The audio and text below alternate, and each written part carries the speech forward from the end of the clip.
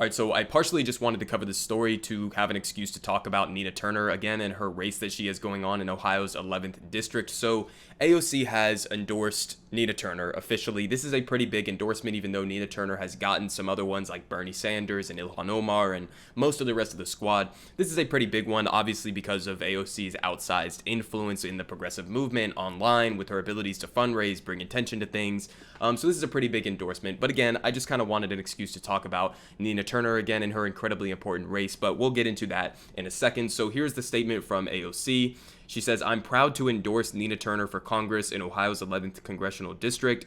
Nina is a bold, unapologetic progressive who has spent her entire career advocating for the working people of Northeast Ohio and a powerful voice for progressive values and policies that will make a meaningful difference in the lives of working people across this country, like Medicare for All, a $15 minimum wage, and a Green New Deal. I need her alongside me in Congress in the fight for racial, economic, social, and environmental justice." So good statement right there, accurate 100% to the T. All of those things perfectly embody Nina Turner. And the one thing that I think Nina Turner does have that somebody like AOC or other members of the squad don't have, even though I think that, most of these members of the squad or all of them have good intentions and believe in these policies that she's talking about, like Medicare for All, the Green New Deal, minimum wage, etc.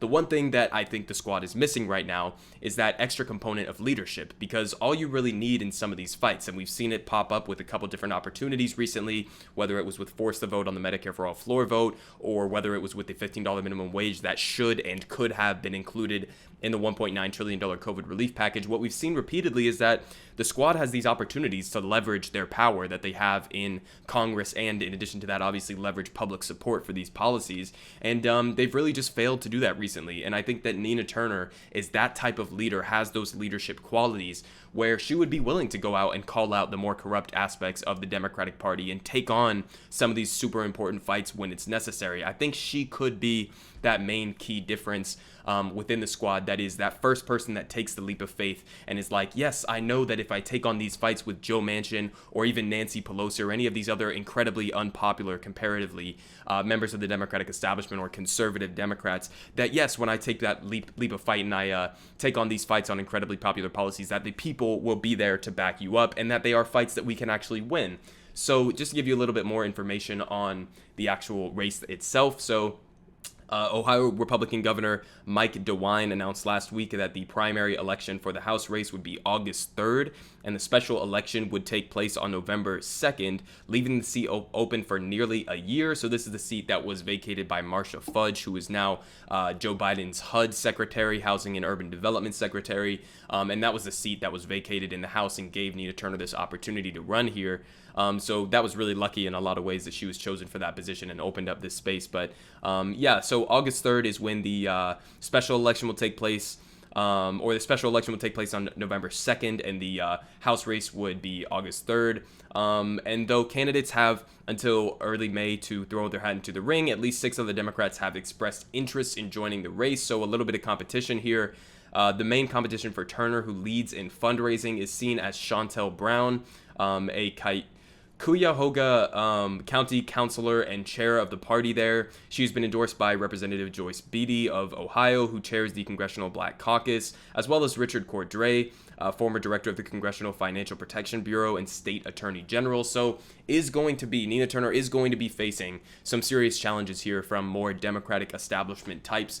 And that's going to be really important in how this race unfolds. It's a district that I think Nina Turner has a good chance at winning, just with the Democratic makeup that Ohio's 11th district is, and that it's, incredibly working class, is incredibly, it's a heavily black district, it's a heavily working class district, and these are some of these policies that Nina Turner backs, like Medicare for All, like a $15 minimum wage, etc., line up with those demographics well and what these working class people in Ohio's 11th district would support. So I think she has a really good chance here to completely clobber a Democratic establishment type in a district like this, but definitely going to be having some competition here.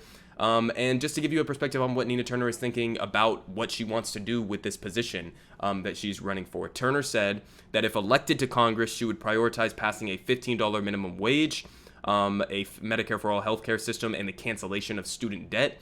While Turner acknowledges that many of her positions are more progressive than those taken by the Biden administration, which has, for example, advocated for strengthening the ACA instead of replacing it with a single-payer system. Quote, it's not our job to settle, it's our job to push.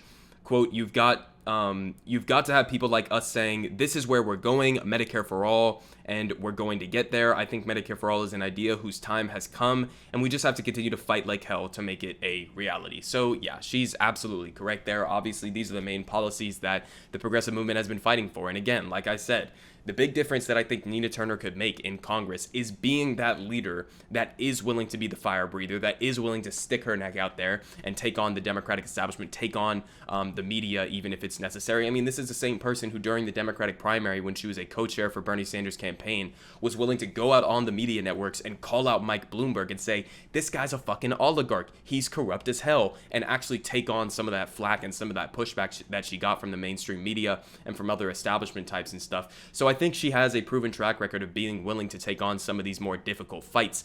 And so that's why I think she would be super important in this position. So I'll put some more information down below as to her campaign and how she's trying to fundraise and stuff like that. And some more information as to if you want to volunteer for her campaign or do anything like that. Put that down in the description. Go show Nina Turner some love. We got to make sure that she gets into Congress.